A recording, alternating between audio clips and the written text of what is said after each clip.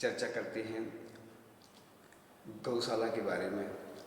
पूरे देश में गौशालाएँ चल रही हैं, तो पूरे विश्व के लोगों को गाय के रक्षा के लिए तन मन धन से जुड़ना चाहिए, क्योंकि गौशालाएँ में जो कार्यकर्ता होते हैं उनका मनोबल तभी आगे बढ़ता है सेवा करने का, जब लोग दान देते हैं। तो अकाल मृत्यु से बचने का सर्वश्रेष्ठ उपाय यदि कोई है तो वह गाय के लिए दान देना है, गौशाला के लिए दान देना है।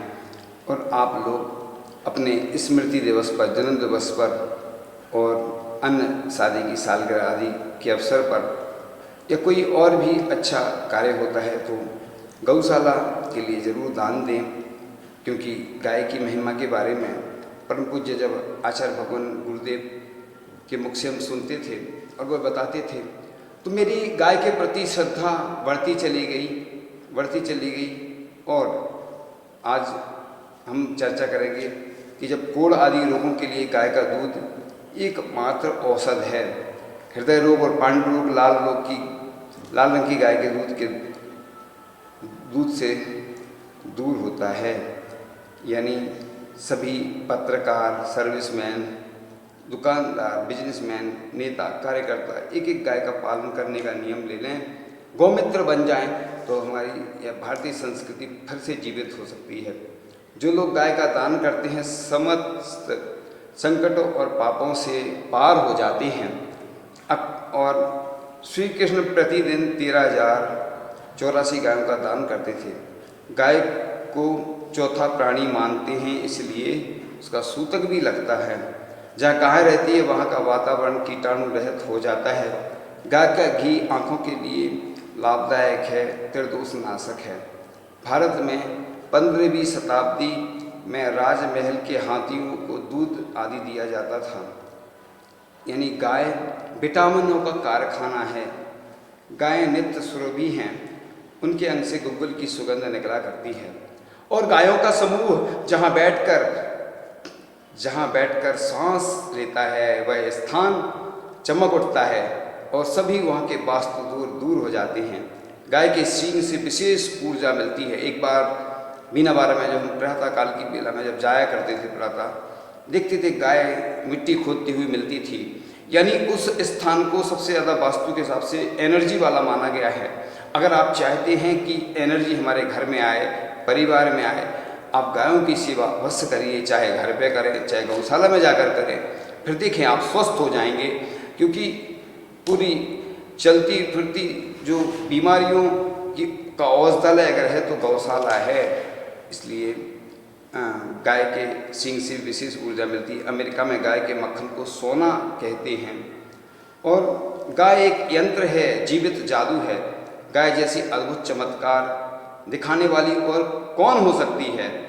भारत का बैंक है, इस बैंक में गोबर, दूध आदि सब जमा होते हैं।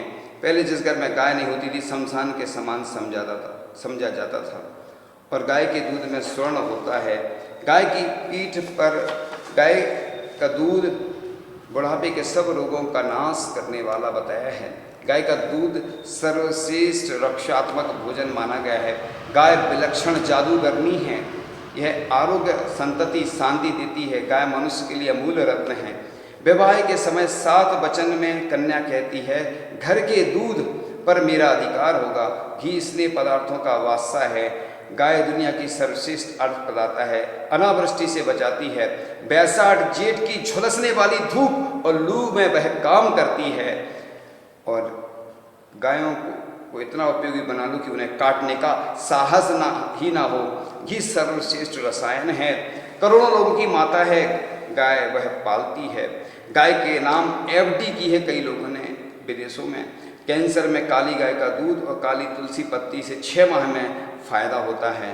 गाय संक्रामक रोग, गाय की स्पर्श वायु से ठीक हो जाते हैं कई रोग, संक्रामक रोग। जो गौ रक्षा में प्रमाद करता है वह यश और श्री से विहीन हो जाता है। यानी उसकी यश कीर्ति कम हो जाती है, नष्ट हो जाती है।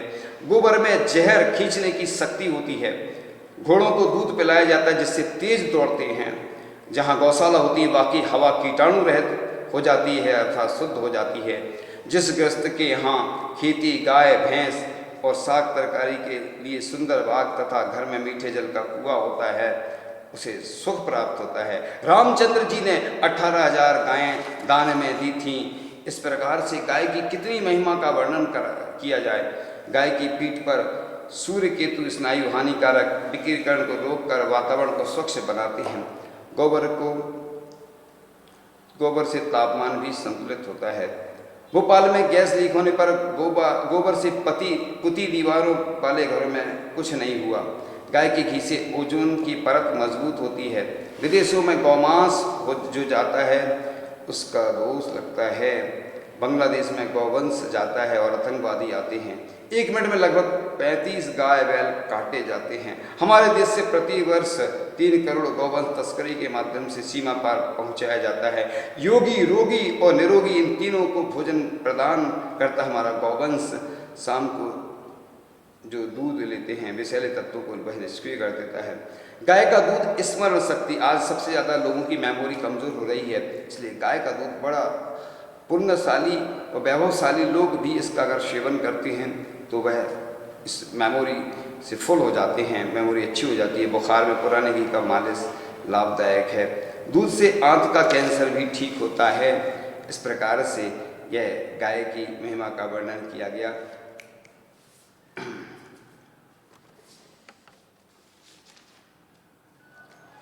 ये कुछ पंक्तियाँ लिखी थी जो कविताएं बन गई और आपके सामने प्रस्तुत है कि जब भी मैं भगवान के दर्शन करता था तो मन में एक भावना आती थी, हे नाथ मैं हूँ अनाथ, दे दो साथ, बन जाए बात, हो जाए आपसे मुलाकात। और एक बार स्वाध्याय करते हुए एक चिंतन आया कि आसन, रासन, भाषण इनके बिना नहीं चलता शासन। इधर 2 अर्थ हैं। नेता लोगों को अगर राशन नहीं मिलता है, आसन यानी कुर्सी नहीं मिलती तो लड़ने लगते। ऐसी अन्य जगह भी हम धार्मिक क्रियाओं में भी यह लगा सकते हैं कि अन्य जगह भी आसन, रासन, भाषण इनके पीछे विवाद होते हैं। एक बार कुछ पंक्तियाँ पढ़ी थी, चिंतन आया। हवा बहती बहती कहती है कि तुम मेरे समान उपकारी बनो, ऐसे नहीं तनो, क्योंकि जो झुकता है वह पेड़ तूफान के द्वारा भी नहीं गिरता और जो अकड़ में खड़ा रहता है वह गिर जाता है। मैं भी लंबी यात्रा करती हूँ पश्चिमी दिशाओं से बहती हुई, कई प्रदेशों, पहाड़ियों, नदियों, समुद्रों, मनुष्यों, जीव जंतुओं को स्पर्श करती हुई पहुँचती हूँ और लोगों को सुख देती हूँ। फिर भी मेरी खबर से सभी अखबार बेखबर रहते हैं। हवा ने कहा मेरा अखबार मेरे ईश्वर का हृदय है। और एक बार पैर में चोट लग गई, सभी पूछते थे कैसे हो, तो मैं बोलता था भाव को है घाव, हो रहा है रक्तस्राव, ये है कर्म का प्रभाव, हो रहा है दर्द का अभाव। एक बार ऐसे ही चिंतन आया, केस लॉन्च करते समय लोग कुछ ना कुछ पूछते हैं, तो मैंने कहा केस लॉन्च करते समय अपने बालों को देखा मुट्ठी भर थे, यानी अपने वाले जो होते मुट्ठी भर होते हैं और अपने बाल जो निकाले जाते हैं वह भी मुट्ठी भर होते हैं। तो इस प्रकार से कुछ हाइकु भी लिखे थे कि पहले भक्ति फिर भुक्ति, इससे मिले शक्ति, फिर करो युक्ति जिससे मिले मुक्ति। और गुरु कृपा से साधु तो प्रभु कृपा से बनु सिद्ध। गुरु कृपा को बता नहीं सकते हैं अनुभूत, भूति कर्म से बचोगे तब बनोगे शिव भूति से। अनावश्यक से बचो वही सही आवश्यक। गोकुल में भी गुरुकुल बना रही तो गुरु कृपा, मान अपमान में समान तो वही सही श्रमण। रिद्धि नहीं है क्योंकि बुद्धि है चलायमान, आनंद जिनने जाना सो कहते हैं भाव लोग।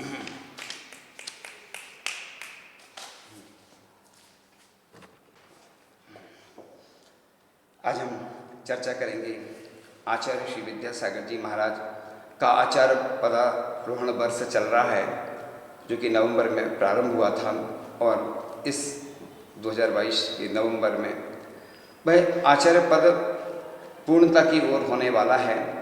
और आचार्य भगवान ने जिस प्रकार से हमने संयम स्वर्ण महोत्सव में मनाया था, आचार्य भगवान तो निर्लिप्त हैं, लेकिन हम उनके शिष्य जो ठहरे और हम चाहते हैं कि आचार्य श्री के द्वारा रचित साहित्य का प्रकाशन तो हो ही, इसके साथ साथ हमारी जिनवाणी की रक्षा हो और हजारों साल तक हमारा जैनत्व का गौरव बना रहे, हमारे शास्त्र सुरक्षित रहें। इसको चिंतन में लेते हुए तत्वार सूत्र भक्तांबर, इष्टोपदेश, रत्नगण साहब का चार दिवस द्रव्य संग्रह आदि ग्रंथों का पुनः ताम्रपत्र पर प्रकाशन होकर वह सब मंदिरों में विराजमान हो और आचार्य श्री से संबंधित जो भी जिन व्यक्तियों ने कविताएं लिखी हैं, जो पूजन लिखी हैं, जो भी कुछ भी आचार्य से संबंधित जो भी लिखा हो वह सब अपना भेजें, जिससे हमारे आचार्य भगवान ने जो ऐसी साधना की है उन साधनाओं